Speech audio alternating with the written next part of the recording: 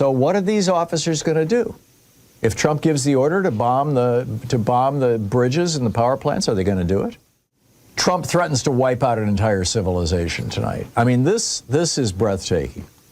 He tweeted over on his failing Nazi-infested social media site, and I quote, "A whole civilization will die tonight, never to be brought back again. I don't want that to happen, but it probably will. Now, however," and this is where it gets weird, right? See, this next line is what makes me think that what he's doing is what he learned to do with Apprentice, with his NBC TV show, which is you always tease. You always get them right to the edge of their seat. You always get them thinking, oh my God, what's going to happen? What's going to happen? And you always give yourself a little way out.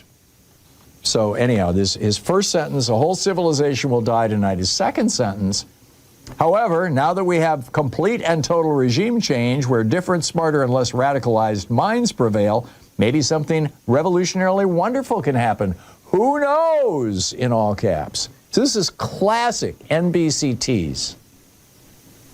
Now, that doesn't mean that it couldn't lead us to World War III. I'm not saying we shouldn't take this seriously. This is terrifying stuff. A friend of ours called last night who is a medical person, you know, and just generally doesn't pay any attention to the news, and she was like terrified. I mean, just, you know, had just like started paying attention to the news. It's like, oh my God, you know, this is World War III? I mean, are we looking at nuclear war? I mean, Iran has military ties to Russia and China. Are they going to jump in? Alex Ward over at the Wall Street Journal is reporting that once Trump issued his threat to destroy the whole civilization of Iran this morning, the Iranians cut off all talks with us. That's going to be making that's going to make it harder. Now the secondary talks, the indirect talks are continuing, ceasefire talks, but not direct talks with the Iranian government. That's going to make it harder for Trump to claim victory tonight, which is what he's going to have to do. Or he's going to have to start bombing. Now, another possibility, and actually, before I get to the other possibility, the thing that is going to be really difficult for Trump is that he's drawn a line in the sand, essentially saying you have to open the Strait of Hormuz.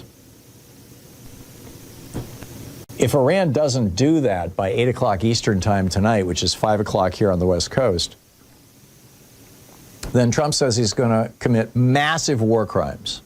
He's going to do World War II style bombing, power plants, bridges, civilian infrastructure, kill millions of civilians. Iran's a country of 93 million people. The vast majority of them live in a handful of very large cities. Tehran is the largest. So what happens if they don't open the Strait of Hormuz? Does he go ahead and do it? Now, the other wild card here that wakes me up at night is what if Israel forces him into it? Apparently, Israel forced this entire thing. I mean, this is what you recall. Marco Rubio, the first time this administration gave a reason why we had started bombing Iran, back on February 28th, we all woke up and, hey, you know, in the middle of our night, in the morning over there, the United States and Israel started bombing Iran. And the first person to go on television or to talk with reporters and offer a reason why was our Secretary of State, Marco Rubio. And he said, this isn't a direct quote, but you can look it up for the exact quote, but this I'm paraphrasing from memory. But he said, basically, we learned that Israel was about to attack Iran, and we knew that if we didn't participate in this attack, it would blow back on us, and so we figured we'd just get in on it. The moment was just perfect.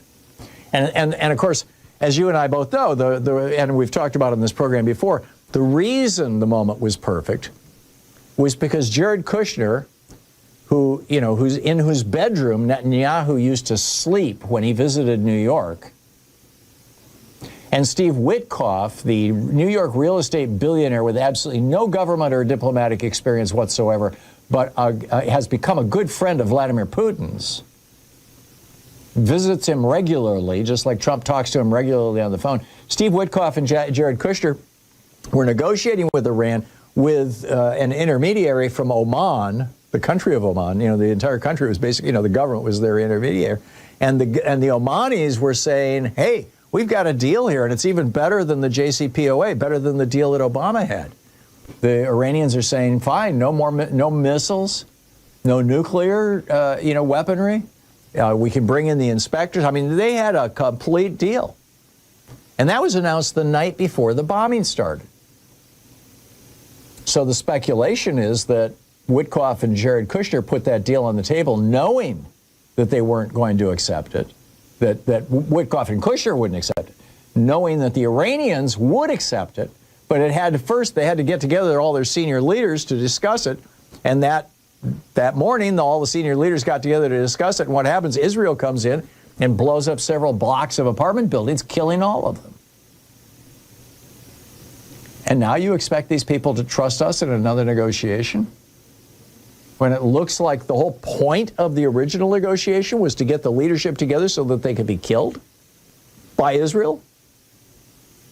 And then, as Marco Rubio says, we kind of went along with it because, hey, you know, this might be Donald Trump's great opportunity to get Jeffrey Epstein off the front page, and the possibility that, you know, the allegation that Trump raped multiple 13-year-old girls off the front page. A whole civilization will die tonight. And now you've got a bunch of American officers who are really going to have to struggle with this, I hope. I realize about 20 of our senior-most military people have been fired by Trump, and most of the JAG Corps is gone. Now, these are Judge Advocate General, JAG. They are the lawyers who advise people in the military about what is and what is not a legal order from the president. They're gone. Trump decapitated the JAG Corps. But these guys have to be asking themselves, if we start bombing bridges and power plants, which is under both U.S. and international law and the Geneva Conventions, a war crime, are we ready to spend the rest of our lives in prison for doing this? And here's the problem that they're facing. Netanyahu has been doing this all along. That's why the ICC issued an arrest warrant for him, the International Criminal Court. Netanyahu is a war criminal. He has been, you know, charged with war crimes. That's why he can't visit most countries. That's why he has to fly north of Europe to come to the United States, so they don't force his plane down and arrest him and take him to The Hague, along with Slobodan Milosevic and Rodrigo Duterte. So what are these officers going to do? If Trump gives the order to bomb the bridges and the power plants, are they going to do it? And even worse, and this was my nightmare scenario that I mentioned just a minute ago, what if Netanyahu just goes ahead and starts doing it anyway, and Trump at that point, or Hegseth, who's, you know, just gung-ho for a holy war, he wants the Crusades after all, take down those infidel Muslims, and Hegseth and Trump decide, well, hell, we might as well get in on this one. This will keep Epstein off the front pages for at least another week, maybe a month. Get ready. Tonight we're going to find out if this is just Trump doing what NBC trained him to do, tease the reality show mercilessly with the biggest tease you can come up with, ending civilization, or if these guys really are this insane. Either way, it's not good for America. I used to think a mattress was just furniture until I got my ghost bed.